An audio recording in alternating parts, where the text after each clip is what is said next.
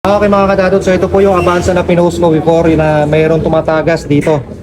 Yan, tapos pumasok dito sa airbox. So ito po, based sa observation namin, yan. Ito yung pinakasil niya. Yan o, mayroong mga siwang na. Yan o, dito. Possible na dyan dumadaan yung tubig kapag lumagos dito. Then, lumulusot po rito.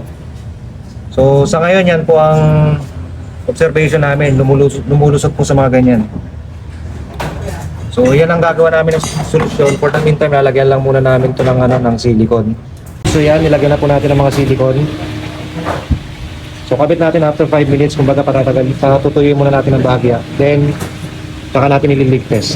Okay mga kadadods, so nung naglagay kami ng silicone at nag-leak test kami, sad to say, mayroon pa rin tumulo.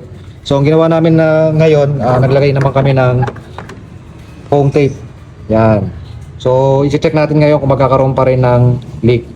Okay mga kadadod, so yan, nagli-leak test tayo. As of now, 10 minutes na po tayo nagli-leak test. Unlike doon sa silicone na nilagay natin, 1 minute pa lang nagkaroon na ng leak. So dito wala. Although naglagay na rin tayo ng cover dito para sure lang tayo. So yun mga kadadod, hopefully nakatulong tong video na to. So muli, maraming salamat po.